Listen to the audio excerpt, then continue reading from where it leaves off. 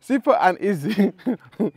Ego dufashanye kuganira gato ariko kubera ko mu kiganiro cyawe ujyana n'abandi bantu buri akuntu birangira ko bayinjajwa imwe yanyuma baguye igitekerezo urwana nabo cyangwa se mu gitanga bacyanga ugasanga intambara bayintambara watashye avuga ati kanaka ni ikigoryi cyangwa se ni stubborn bwaterwa n'impamvu zitari nyinshi cyane kubitewe n'akantu gato utamenye nshaka ko tuvugaho buriya umuntu nyamuntu wanzemera ko ntagura Imana kuko Imana yizi ibintu byose ikabera hose icyarimwe ikanashobora byose niba uzi ko utari Imana rero hari ibindi bintu ugomba kugira ngo umenye kuntu akitwara mu kiganiro we kugaragara nk'injajwa nyine biri gusara n'abantu gusa w'umufunga mutwe waho ngaho ubona so akuzi ko utumva cyangwa kimwe se ujya HS cyangwa se mu kimwe akubwira ibintu ukijyanye ndabizi kandi ntabyuzi bimeze bite rero umuhanga umwe wo twabwenye tukiga ko n'uno munsi wabyumva yavuze ko hari ibintu dufite twese tuzi cyangwa tubituwa mu buzima bwa buri munsi biri mu madirishya ane y'ingenzi. Idirishya rya mbere buriya kuri wowe ku giti cyawe harimo ibintu wowe wawiyiziho n'abandi bantu bakuziho. Tugena nk'amazina yawe urayazi uko witwa n'abandi bantu barayazi, bivuze ngo ari wowe uko yazi n'abandi bantu niko bayazi. Ibyo ni ibintu byawe wiyiziho n'abandi bantu bakuziho, mweme mubihuriyeho. Iyo muri kuganira kuri ibyo bintu rero nta makazi ivamo n'ubundi akenshi na kenshi, kubera ko wabizi nuko biza bingana nta nicyo muba mupfakira aho ngaho. Bahamagara kanaka nyine ukitaba wa DMT ndahari kuko wazi ko neza icyo wavuze uko bakizi nawe niko kizi. Ibyo bintu byawe nyine birahari. Idirishya rya kabiri hari ibintu wowe byawe waba kuziho ariko wowe utazi ko babikuziho. Hari urugero runini cyane se wumva umuntu asera n'abandi bantu bati ngewe bamfata uko ntari buri gihe bya bintu bambwira ntago ngiye mbyemera. Bishoboka yuko biri muri bya bintu babakuziho ariko wowe utiyiziho. Ushobora kufite nka talent yo gukora utuntu uburyo dutondekanya nyine uburyo byuka ku tuntu twawe neza ugakurikizaho mu gahunda z'umunsi. Afite good planning kabisa, afite talent yo planning yaba na manager mwiza. Ariko agwati nyamara urarenze ukajimaka wowe ngeze ndenze nte nimukambeshye mushaka kunshuka.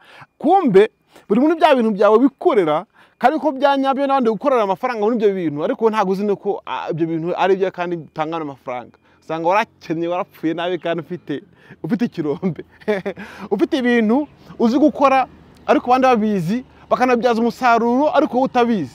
Man, wiri gukorera abantu ugacuragana uzi ngo uri gukora utuntu nyine dusanzwe, kumbe ukora bya bintu bicuruzwa.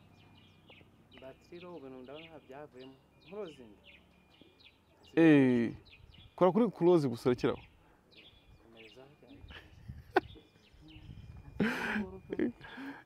Twa tuntu twawe kubyaza umusaruro buri munsi uhora nyine uhiga warakennye kandi ufite talent. Kubera iki? Hari ibintu abantu bakuziho wowe utiyiziho ukajya uhora uvunika unawuvunikira babyaza umusaruro bakabicuruje. Aho ngaho no haca umurongo kugira ngo uzajye ubonye bya bintu nyine abantu bakuziho ugira amatsiko kubimenya kugira ngo niba bitanga umusaruro nawe nyine ubyaza umusaruro. Cyase bitanga nyine intambara wirinda hakiri kare. Ryo so kora nk'udukosa dutoya nyine abantu babize ko dukora ariko wowe utabizi banakumwe ngo dureke ukabihakana ugacungira aho ngaho. Ikindi rero gikurikira, hari ibintu wowe wiyiziho abandi bantu batakuziho. Guys, murabizi ko twagize twira duto mu tureture cyane, twarakomeretse mu buryo butandukanye, twakoze n'ibyaha by'ibanga. Turabana afite amabanga menshi cyane muri twebwe. Hari igihe uba ufite ukuntu wikuriye hese mu bujya bw'umujyi ko gukubita bya hatari, ukaba ufite ibintu by'ibikomere nk'ahantu mu mugongo rwose cyangwa kigo mu mutima harimo ibisharu, ukavuga ati ngiye ibintu n'ibyanjye nta muntu uzabizira, wajye nangazire yuko nabayeho nabi, ukabibika muri wowe ukabyibikira. Ariko ukabuzi ngo muri ngiye harimo ikintu nkora nkingiranye, arimo intare y'inkazi ku buryo umuntu anangenjeje nabi nahita ntomboka ngasara. Abo bantu rero akenshi nako uzabwirwa n'ukuntu haba habaye nk'igihe cy'intonganya ntoya kandi umuntu asotse arigendeye. Avuga ati ibintu ngenda bizi ko umuntu amwihanganira reka ahantu mpave nigendere. Kubera iki? Hari ibintu babiyiziho abandi bantu batazi. Nta mpamvu urabwira buri muntu ngo nujye uhura n'umuntu utazi ujye umugenza gakeya, kuko hari igihe akwereka ibintu bimwe na bimwe ukanabyizera gutyo ariko harimo ikindi kintu inyuma. nk'inyuma nyine utapfa kumenya. Iyo cadre nayo irahari. Banze kuvuga ibintu bitatu. Ibyo abandi bakuziho nawe uyiziho, hari ibindi bakuziho utazi kandi byawe koko nyine ukora, hari n'ibindi noneho wowe bwawe uyiziho ariko batakuziho. Bivuze ngo ibyo bintu maze kuvugana bitatu, hasigaye icya kane cya nyuma. Akabaza ngo ni ikihe rero? Buriya rero haba hari ibintu noneho byawe wowe ubwawe utazi n'abandi bantu batazi. Inshuti zawe zitazi, nawe ubwawe utazi, n'umubyeyi watamenya kandi koko ari ibyawe. Nk'urugero rworoshye cyane, nk'ubu ngubu ni warakubiswe uri umukene umwe wa nyuma wifuza n'amandazi cyangwa kimwe wifuza ibyo kurya, wari umuntu uvuga ngo nzajya mu bukwe njyanye iki, nimpura n'abajama ndabigenza nte, witsimbatsimba. Hari byinshi dukora develop du principe tw'amabwa nyine kuvuga ngo abantu ndetse barya amafaranga bapfusha ubusa, cyangwa se ngo abantu batereta ngo bata igihe, cyangwa se ngo abantu bakibiza binini nyine nko kwa kundi tubivuga ngo baba ariko buriya ntago ubuzi ngo ese mbonye amafaranga nabumuhe muntu nibiki nakora. Buriya hari ibintu wakora ariko wowe utazi nawo munsi. Ibyo bintu ukoreshwa cyangwa se ubabye ari uko bya bintu byabonetse. Ibyo bintu wowe ntabwo ubizi, kuko uri umutindi ntabwo urakira, cyangwa se uri umuhungu ntabwo uraba umugabo ugira umugore, cyangwa se uri umukobwa ntabwo urashaka. Ibyo bintu biba ari ibyawe, wabikora cyangwa se wabivuga ariko mu by'ukuri utazi ngo byaba bimeze bite kubera ko ntabwo urabiba. Ibintu biri ibyawe wowe ubwawe utazi n'abandi bantu batazi. Nayo mpamvu rero nkaho tujye kugaruka gutyo, kwinda kubinjajwa mu kiganiro kagaragara nk'umuntu w'umunyabwenge, ni ukuzirikana ibyo bintu byose ko ari bine baze kuvuga. Izo mfuruka zose uko ari enye ukazicishamo amakuru uri kumva kugira ngo uvuge ngo ese ibi bintu biri kuvugwa aho ntibyawe muri bya bindi bazi nge ntazi, nkeneye kumenya.